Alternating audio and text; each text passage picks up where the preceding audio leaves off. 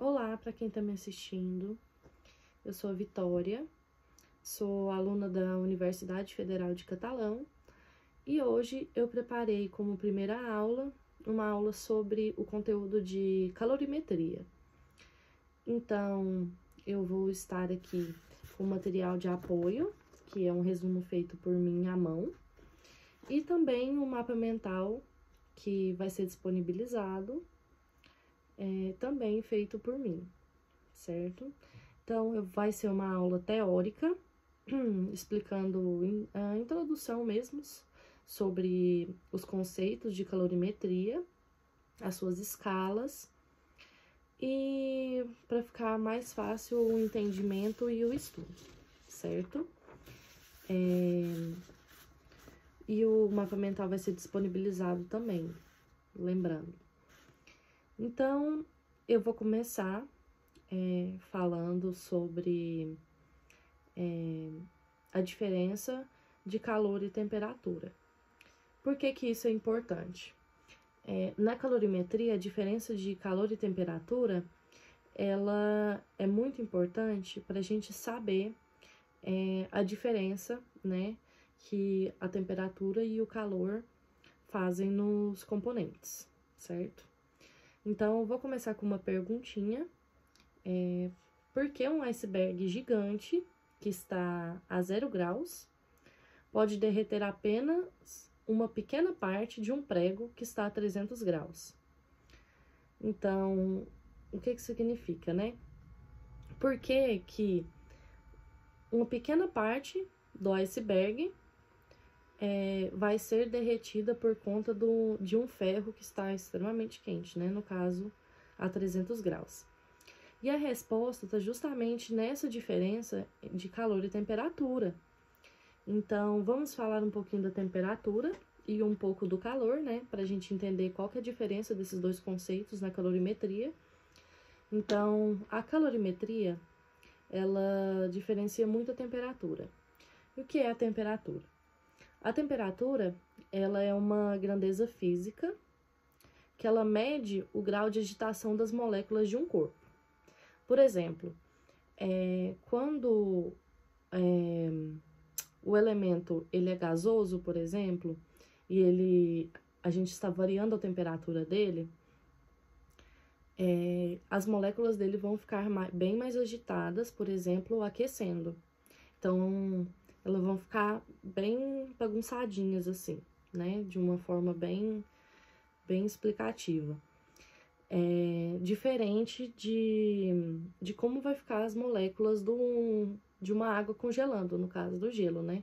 As moléculas vão ficar bem juntas e não vão ter dispersões da molécula.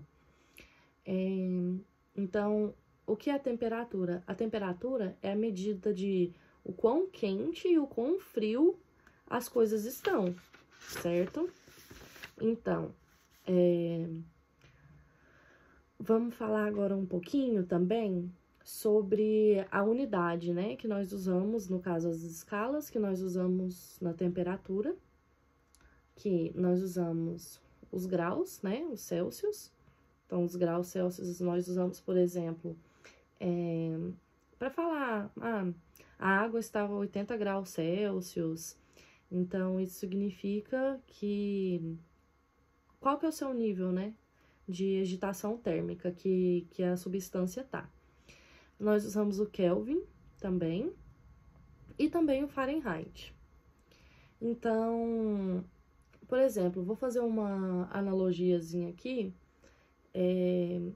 também em outra área da física, que eu anotei aqui, que a temperatura, ela é como a velocidade média de cada carro, em um engarrafamento, por exemplo. Um carro, ele pode estar muito rápido, que no caso a gente coloca como uma representação de uma alta temperatura. Mas o engarrafamento como um todo, ele pode ter poucos carros, né? No caso, pouco calor. E agora a gente vai explicar um pouquinho também do calor, que é importante a gente saber essa diferença, né? Da diferença do calor e da temperatura. E o que que é o calor? né?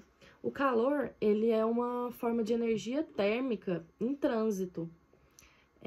Ela sempre flui, espontaneamente de um corpo de maior temperatura para o de menor temperatura. Então, por exemplo, quando a gente vai esquentar uma água no fogão, a gente usa geralmente uma jarra, né, de alumínio. Então, o fogo, com a maior temperatura, ele vai aquecer o alumínio ou ferro, independente do material que é usado, cerâmica, e, consequentemente, a água ela vai estar inferior, né, porque a água ela tem um aquecimento mais lento do que o alumínio, por exemplo, e então o que que acontece? E assim, o alumínio esquentando por conta do calor da chama, ela transfere o calor para a água, né? Para ela entrar em ebulição e, enfim, que é o processo que quando a gente coloca, né, a água para ferver. A unidade que a gente usa, geralmente, né, são 2 unidades, ou é a caloria, que nós usamos para medir o calor, né, no caso, para quantificar, ou o joule, certo? Em média, uma caloria, ela equivale a 4,18 joules, certo? Então, eu vou fazer mais uma analogia aqui, que eu também deixei anotadinho, que o calor, ela é a quantidade total de energia de todos os carros no engarrafamento.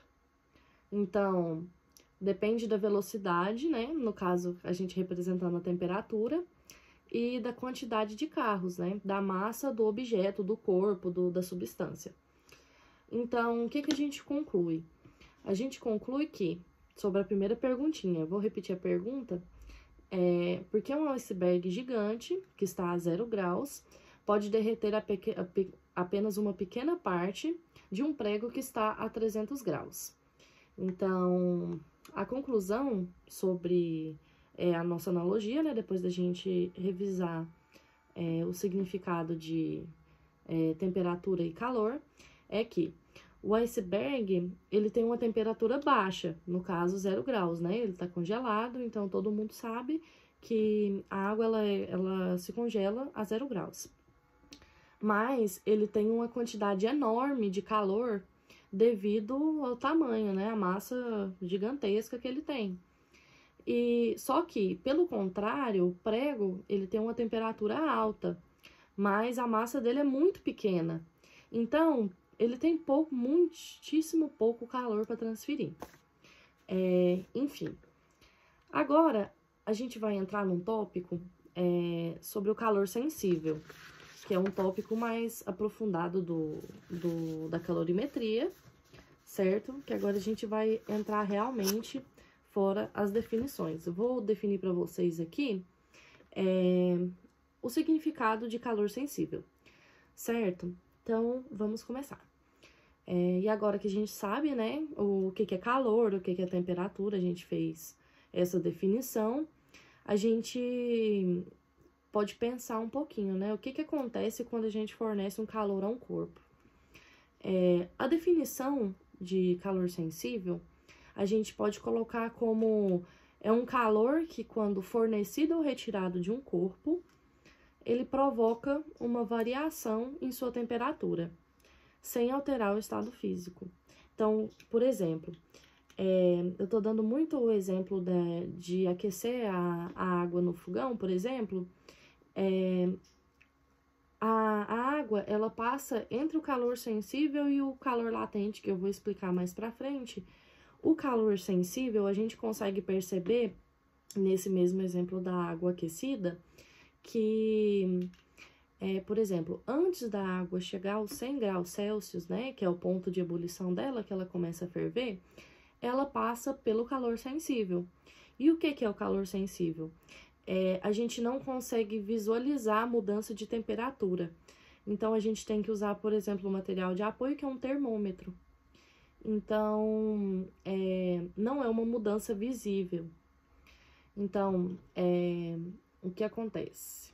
Ele não altera o estado físico dele. Por exemplo, aquecer a panela de água no fogão, né? A água vai ficar mais quente, óbvio. De 25 graus, né? Que geralmente é o calor, a temperatura básica que a gente coloca, né? Para dar de exemplo, até os 80 graus. Mas a água continua sendo líquida, e só que a gente não consegue ver a mudança de fase, né? Dela. Então, nós temos aqui, vou explicar, né? Não tem como mostrar a fórmula fundamental. Vou explicar, né? A gente representa o Q, que é o calor sensível, que no caso a gente representa por caloria ou joules. O M, que é a massa do corpo, né? A massa, por exemplo, da quantidade de água, de qualquer outro objeto ou substância que a gente colocar, que a gente usa o gramas ou quilos. O calor específico, que eu vou falar mais pra frente pra vocês, tá? Que é uma propriedade da substância, de cada substância, todas as substâncias têm o seu calor específico, que ele indica quanto calor é necessário para alterar a temperatura de 1 grama de substância em 1 grau, certo? E por fim, da nossa fórmula, é a variação de temperatura, que é o ΔT. Que no caso é o tempo final menos o tempo inicial, né? Todo mundo conhece da fórmula. Né, no caso, os graus Celsius ou o Kelvin. Então, em resumo, o calor sensível, ele só altera a temperatura. Então, ele tem essa diferença. Então, o calor sensível, a gente precisa de outros meios para a gente identificar a mudança de temperatura. Por exemplo, tem algumas substâncias que elas precisam realmente de um objeto, um termômetro, para identificar a sua mudança de temperatura, porque não são visíveis. Por exemplo, o ferro ou alguma coisa assim, até chegar no seu ponto, né? E a água a gente consegue um pouco, né? A gente vê, porque começa a surgir bolhas, enfim, mas mesmo assim a gente não consegue identificar certeiramente qual que é a temperatura que ela tá. Agora, nós vamos explicar, né? Eu, no caso, vou explicar o calor latente, que no caso é o contrário do calor sensível e é o que eu estava falando sobre a mudança do estado físico. O calor latente, ele já altera o estado físico da substância. Aí eu vou completar com mais uma perguntinha, que é: e se a gente continuar aquecendo a água depois dela chegar a 100 graus? Aí o que acontece, sabe?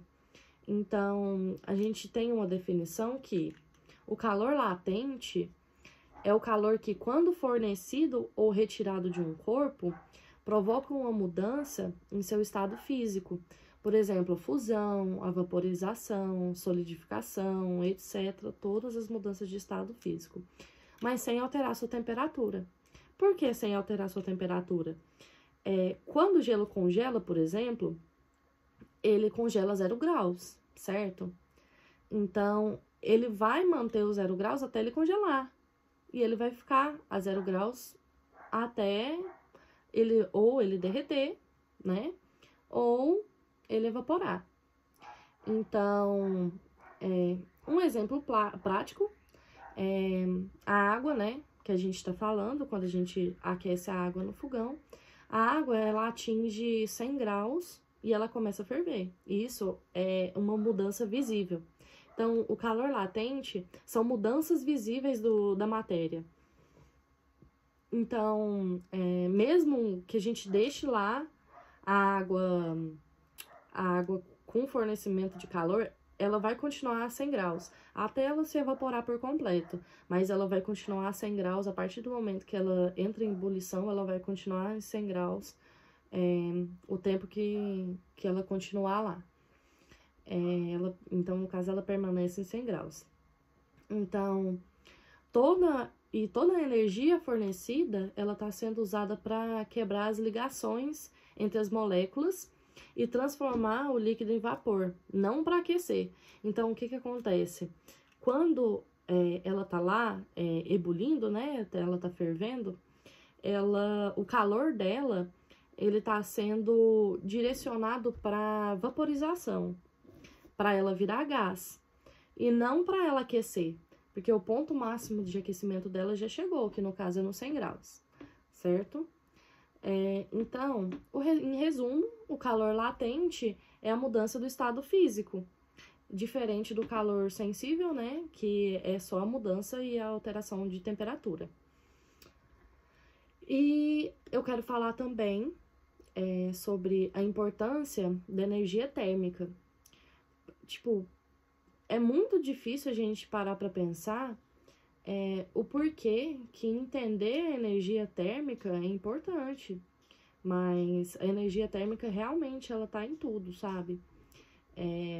Ela tá no clima, na meteorologia. Então, assim, a grande quantidade de calor latente absorvida e liberada pela água nos oceanos, por exemplo, ela é um dos principais, assim, motores dos sistemas globais mesmo, assim, sabe? Dos sistemas climáticos. Por exemplo, para saber sobre furacões, para saber sobre correntes marítimas. É usado também engenharia, refrigeração. Então, por exemplo, sistema de ar-condicionado e geladeira, que a gente usa muito, né? Que todo mundo tem em casa. Eles funcionam baseados na compressão e na expansão dos gases. Então, assim, eles exploram mesmo a absorção e a liberação do calor latente que a gente soube agora.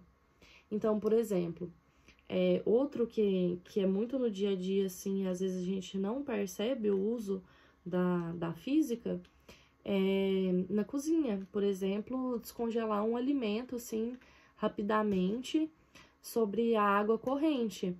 Então, assim,